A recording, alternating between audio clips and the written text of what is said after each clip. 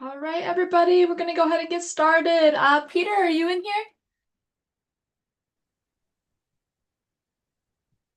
I see you talking. I think you might be muted, Peter. I can't hear you.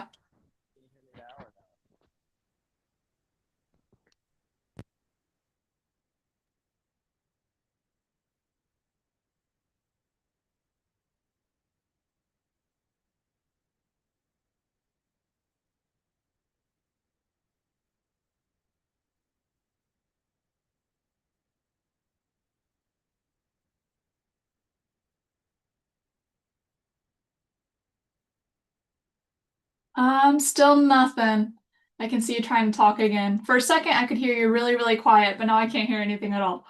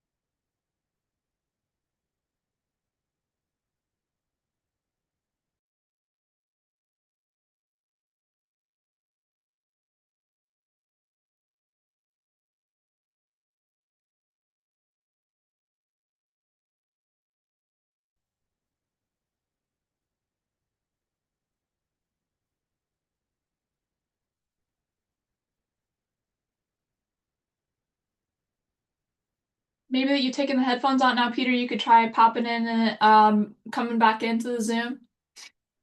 Maybe leaving and coming back will help now that you switch your audio.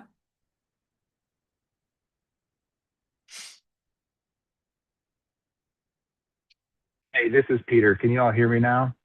Yep, we can hear you.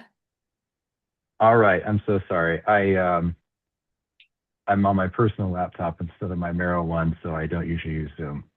Yeah, no problem at all. I'm glad we got it figured out. Um, all right, everybody. So we are going to get going now. Now that we've gone through that technical difficulty, we can get going with our next guest, who is Peter Henrich. He is a private wealth investor at Merrill and a certified exit planning advisor. He helps business owners prepare for major liquidity events and transition from running a company to managing significant wealth. So he's a really unique mind to have here with us today. So we're really excited to have you here, Peter. If you could just start off kind of telling us about your story and how you got to where you're at today, that would be awesome. Sure, and appreciate everyone's time and attention here. I speak often, but it's usually in groups of, five or 10, so 114 here is a little bit intimidating. Um, so my background, I'm from Southern Indiana, grew up kind of in the middle of nowhere. Um, did college up in the Chicago area, and I was a liberal arts major, so I didn't know much about finance going into my career. And so I'm in my early 40s. Some might say mid 40s now, actually. Um, and I basically had three phases of my career. The first was commercial banking. I did that for about 5 years after college. I was here at a bank in Chicago, and commercial banking is effectively credit solutions. Um, and so we lent to large commercial real estate projects. Some people would call it project finance, and helped the construction of different asset types: office, condominium, apartment, and some hotels. I did that for about 5 years. I decided I wanted to do something a little bit more broad within finance. So I got my MBA. And after that, I got into investment banking. Now, investment banking, I would say, is a misnomer. I think that industry should be called corporate advisory because that's really what it is. you don't do any investing in investment banking. Um, and that was helping with corporations thinking about buying and selling other corporations, and sort of specialty advisory capital raising. Um, I enjoyed that. I did that for about 8 years, 8.5 years, if I'm not mistaken, at a couple different platforms. I worked for the two largest Swiss banks at the time, which are now one bank, as well as Citigroup. Um, After that, I wanted to get into something that was less transactional and more relationship based. And so I was contemplating a change into the investing world, and I pivoted to an institutional investor here in Chicago that happened to be kind of have a little bit of an ESG focus. Um, I did that for about 4 years and then pivoted to Merrill about 3 years ago. So doing similar type investing solutions, but for individuals instead of pensions, endowments, and large. So it was a Catholic ESG investor, so large dioceses and archdioceses throughout the country. So that's kind of my career path, going from sort of a niche within commercial banking to investment banking, sort of corporate mergers and acquisitions, to now investing on behalf of um, larger clients. And within Merrill, there are about 15,000 financial advisors. So, we're a pretty big money manager in the country. Most of those advisors are in sort of our middle tier, which is the wealth management group. There's about 400 of us in the private wealth group, which is our ultra high net worth group. Our minimums are a bit higher there, about 10 million, and the average balance in that space is somewhere around 45 million. So these are, pretty wealthy and significant investors. Yeah, thank you for that, Peter. How did it feel kind of going from somebody getting a liberal arts degree to being in this huge industry and these giant companies in finance? What was that process like? Because a lot of these guys, it's not exactly the same, but they're all transitioning veterans here, and a lot of them are going to be making that major shift of a career change. Yeah, and that's a great question. And as I was saying that, I was thinking of the parallels as well. And I think I saw someone in the chat made a similar comment.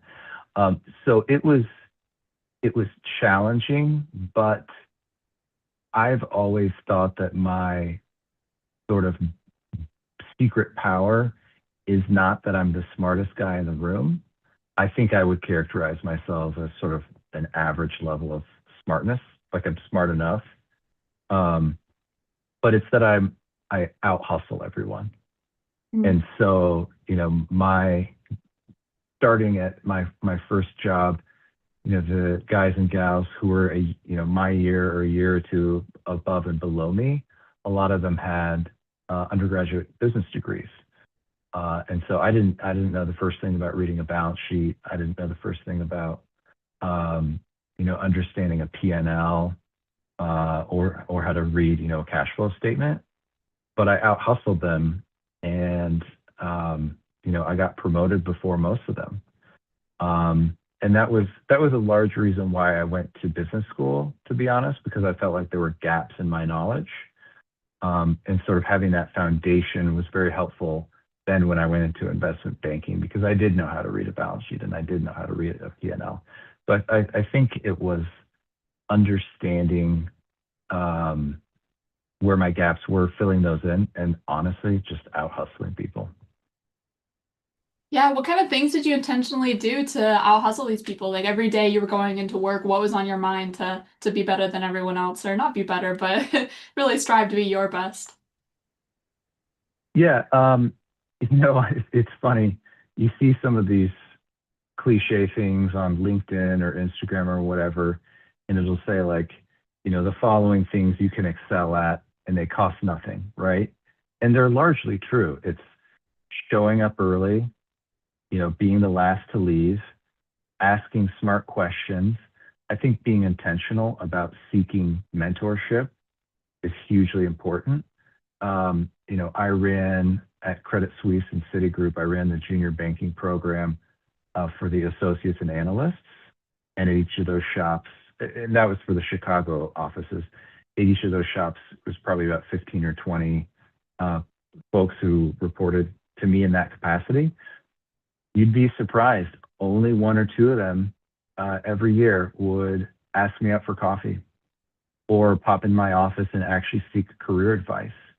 And those were usually the people who were putting in that extra effort. And, that was in an incredibly competitive environment. I mean, we'd get 200 resumes for one position for a summer internship.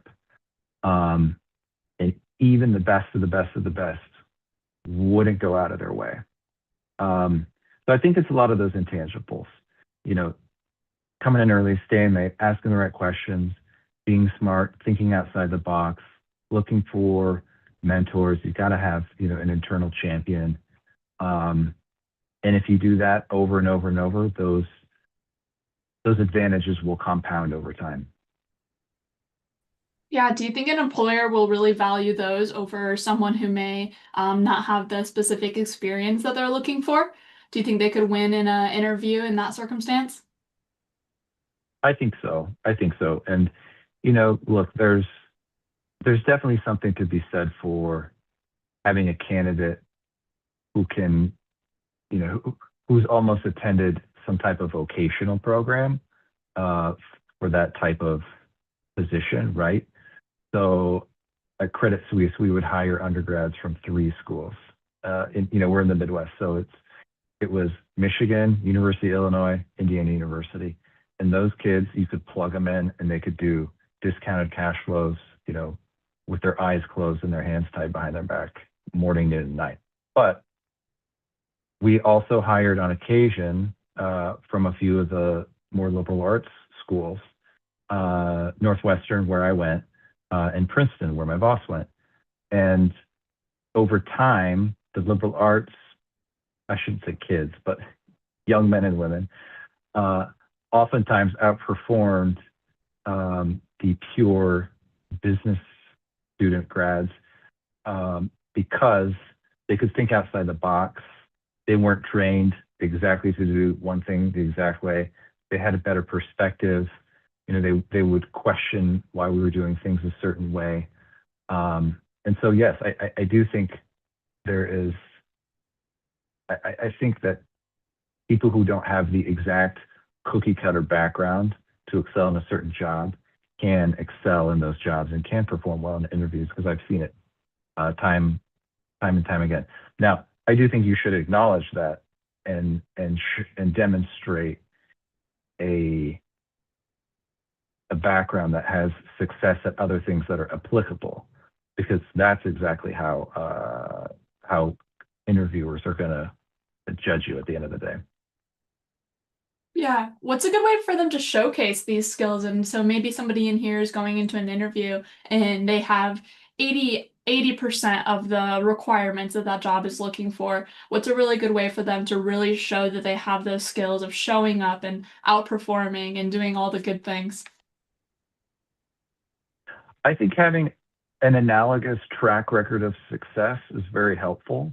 Um, and if you can show that through your work in the military, um, I think that goes a long way. And look, we oftentimes hired at the MBA level, we oftentimes hired people with military backgrounds because they were so disciplined. They, you would ask them to do something, they would do it, they would stay late, they'd come in early. And I think highlighting those is hugely important. And just because you're not in the exact industry today does not mean that you can't break in, and B, that you can't draw parallels um, to whatever position it is that you're seeking at the moment. Yeah, absolutely. You mentioned earlier that your job right now is really, really relationship building heavy. What type of personalities and traits do you think go really well in the private wealth management area? It's an interesting question. So I think that in private wealth, you have to have equal parts EQ as well as IQ. Now, in my prior role in investment banking, you just had to be really smart and you had to hustle 24/7, and that was the name of the game. Um, if you look in private wealth, everyone is pretty bright, but they also know how to engage with someone on a personal level, right? And if you think about it, what we are working with in terms of the materials that we're working with our clients on, it's very, very personal. And so you're not sitting with the CFO of a Fortune 500 company talking about, accretion dilution effects on a potential merger. You're talking to this person about their life savings and what it means for them and their spouse and their kids and what kind of legacy they want to leave behind and how they want to structure that. And there are common themes that we hear all the time. One of them that we hear most often, if not the most often, is I want to give my kids a leg up, but I don't want to spoil them so much that it zaps their motivation, right?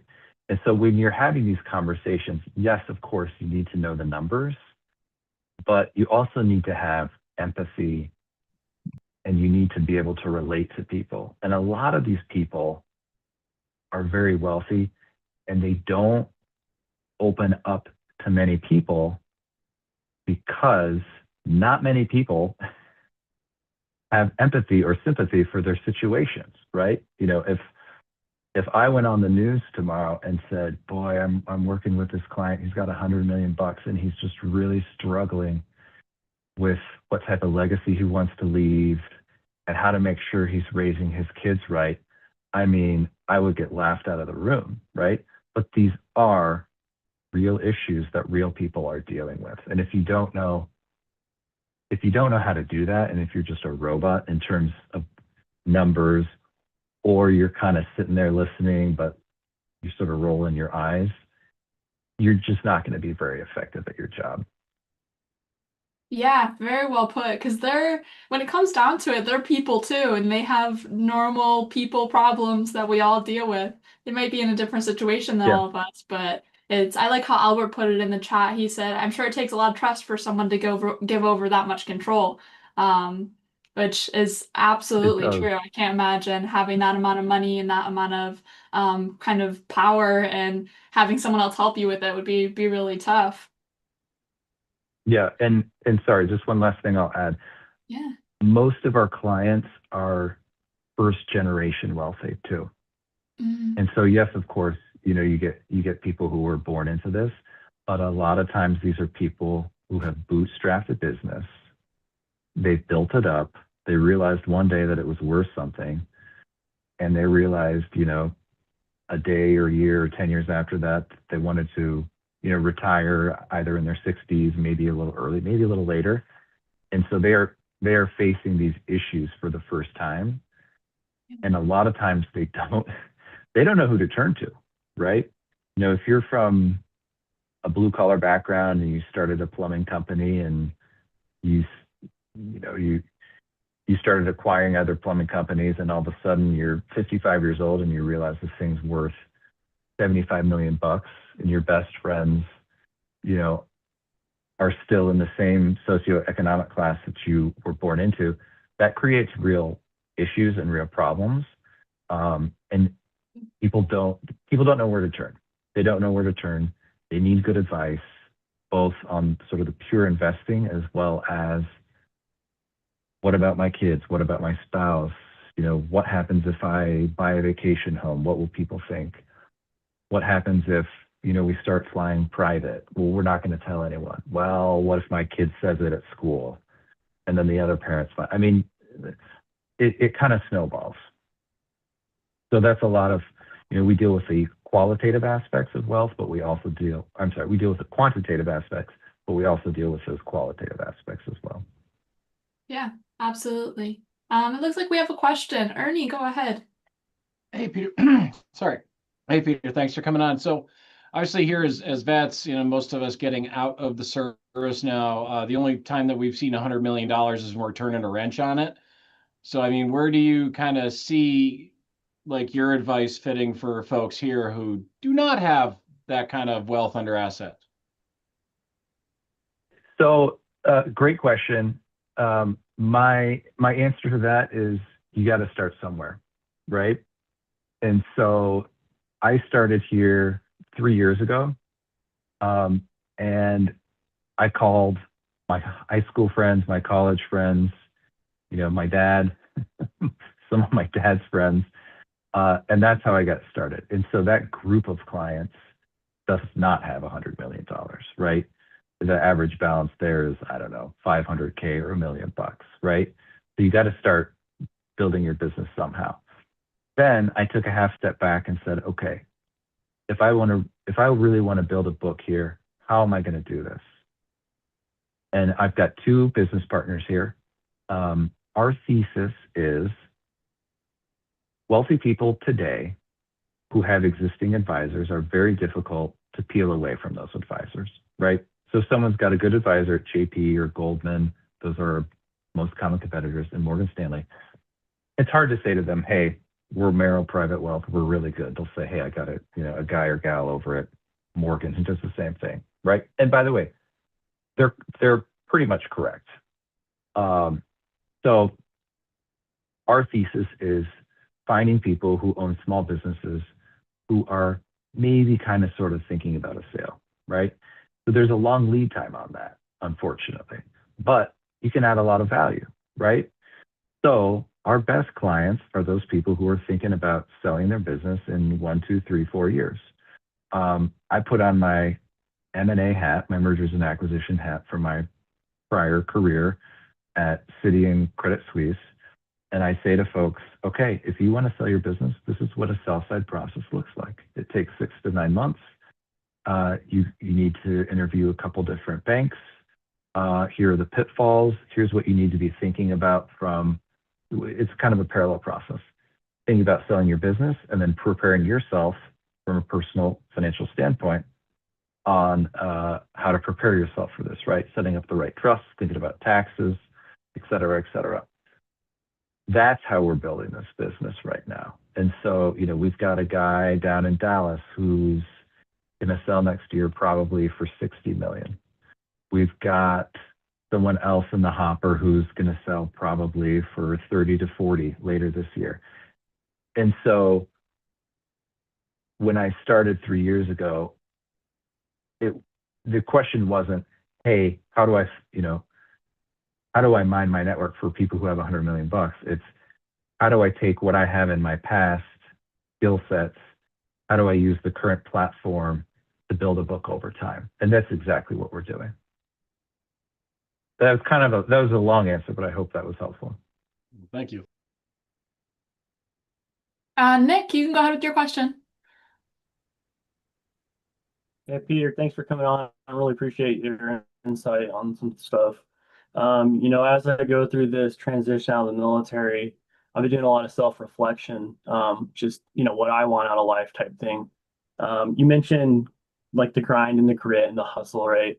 I mean, I think that a vast majority of the individuals on this call, that's just the way we were born and raised in the military. That's, we work 12-hour shifts, 6 days a week, go down range, deploy, wear gas masks for hours on end, puking in your gas mask and just keep pushing through it, right? So we definitely understand that aspect of things. My question to you is, I actually have I would consider a high profile interview with a pretty prestigious company. It's going to require a lot of my operational past things. My question is, at what point do you slow down a little bit and kind of just take a breath to the top of that mountain? Because I feel like I keep going to the top of the mountain, 20 years military, dedicated service, retiring as a master sergeant, which is an E7, which is pretty significant point.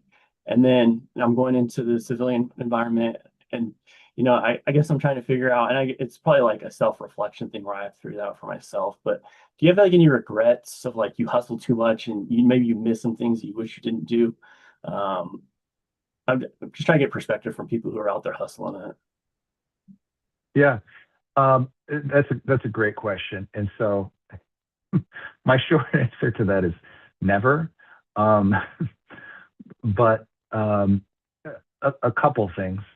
So I joined the investment banking industry when I was, oh, I love Judy Hobbs.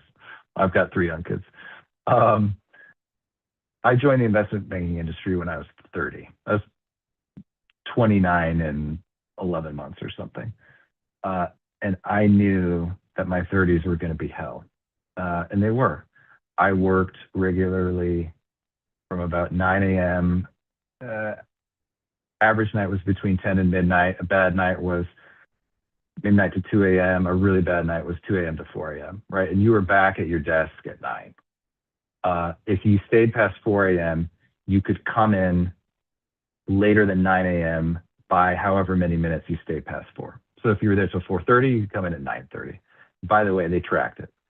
There was no such thing as weekends, and everything got blown up. I hosted a birthday party for my then girlfriend, now wife, when I was 32 on a Saturday night, and I missed it because a huge deal blew up. That's very typical of investment banking. So I did that for 8 years, and I knew towards the end of that tenure, we had our first child, who was 18 months.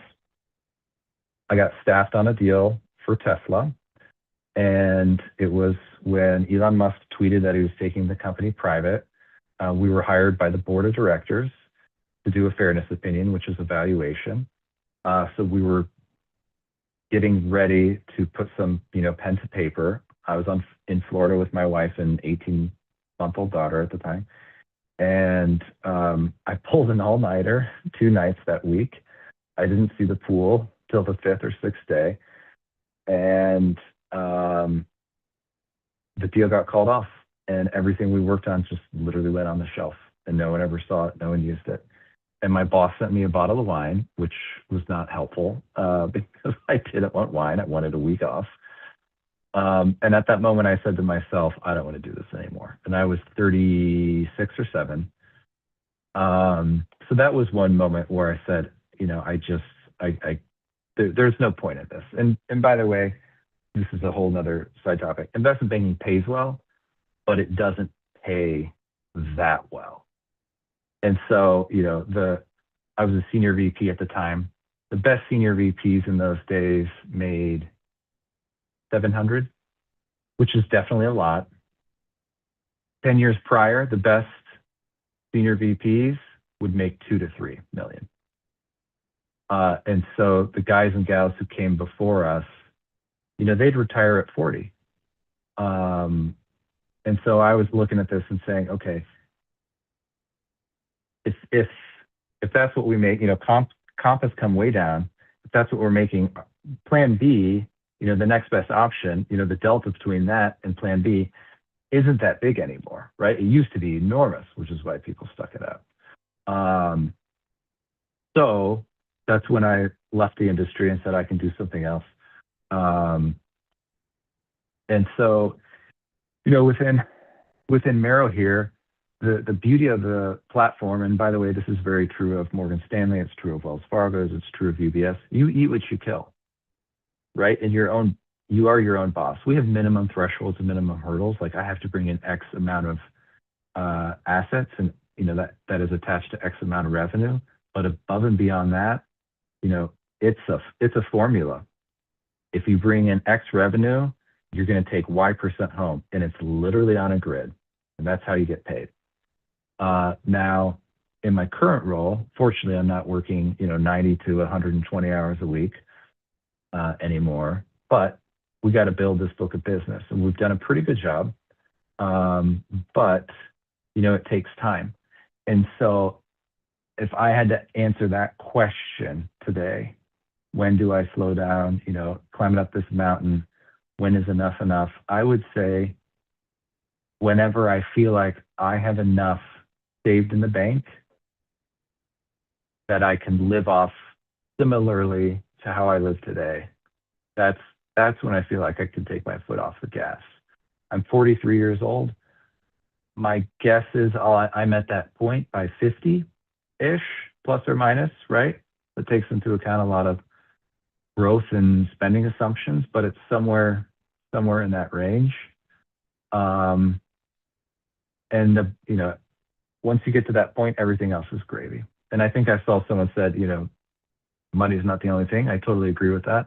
I made that decision in 2019, when I left Credit Suisse.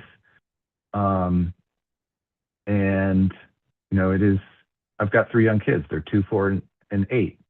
And I'm home most nights for dinner.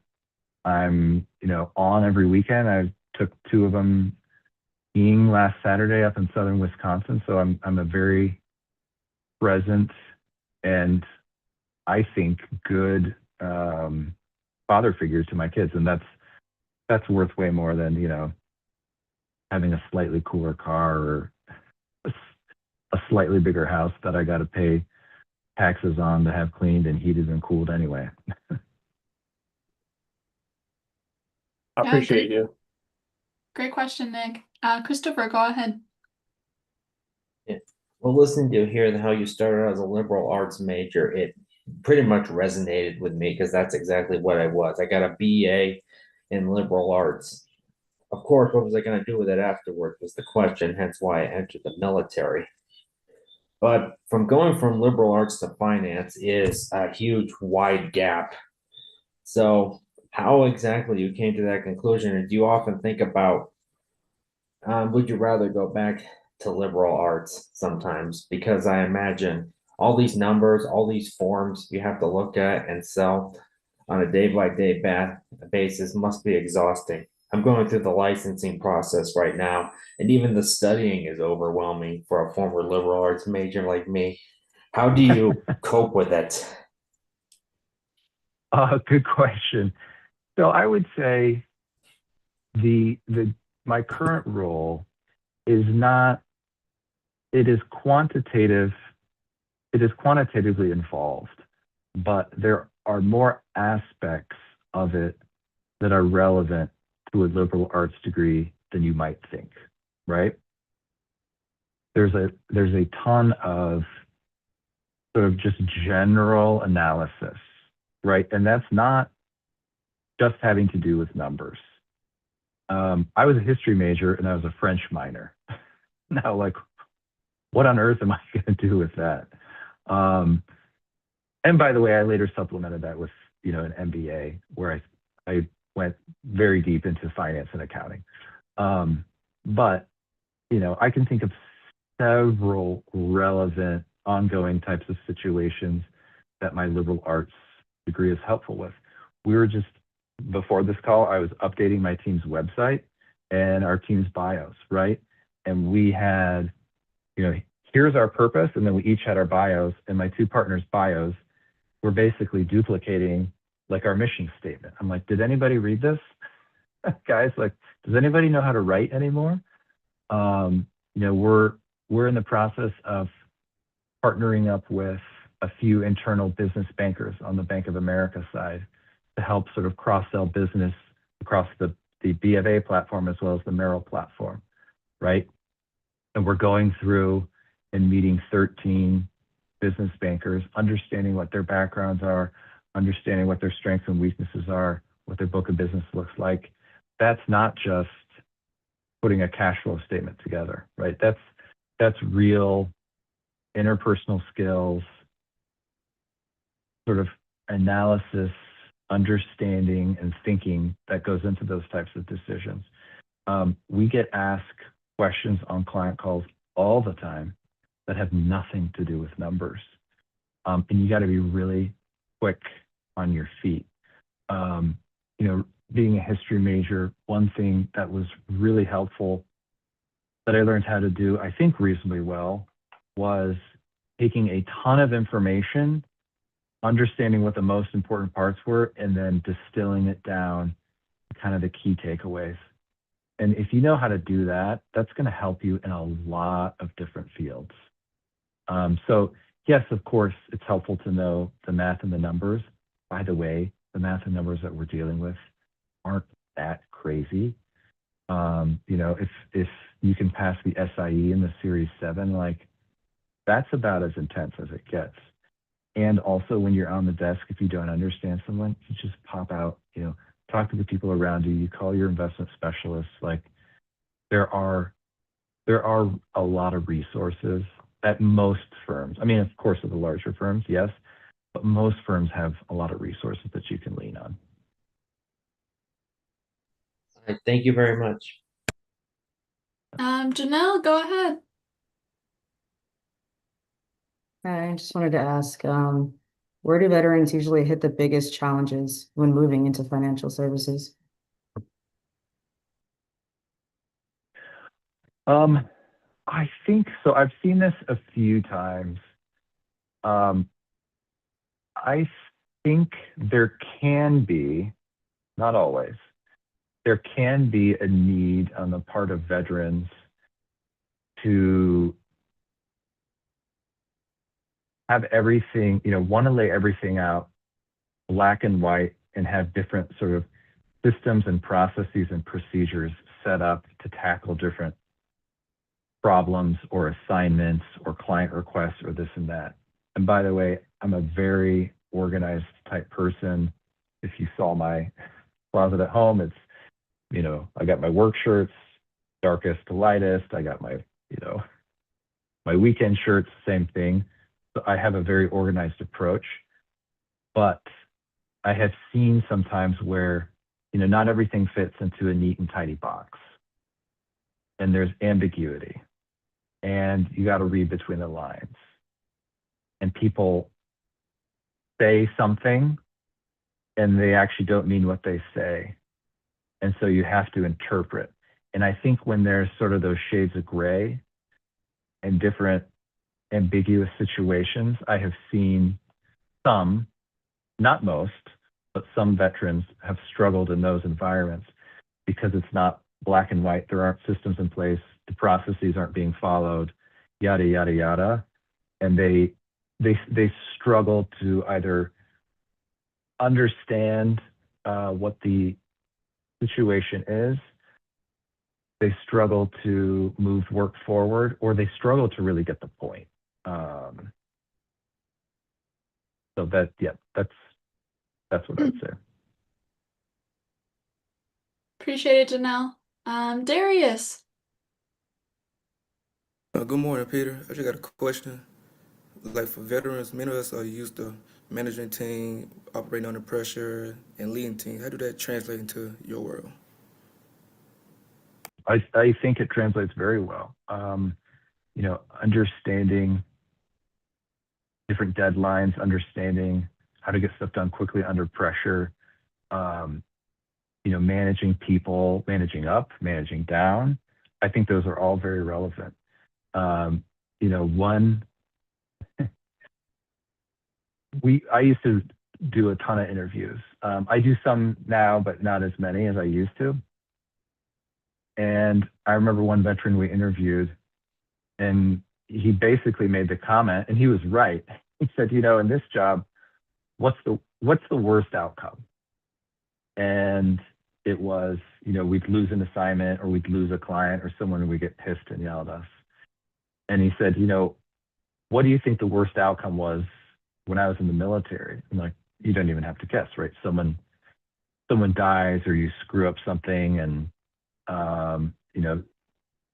so I think being able to translate that the stakes are lower in some ways, and you can operate in a similarly high pressured environment, but where there's not as much downside. I think that was a hugely impactful interview for me, and I remember it really well. Awesome. Last but not least question, Brian, go ahead. Hey, good morning, sir. Thanks for your time this morning.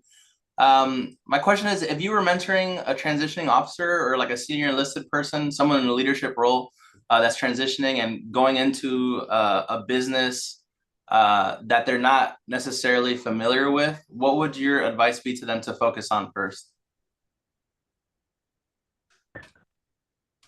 I would focus on just soaking up as much as you can without trying to do it perfectly.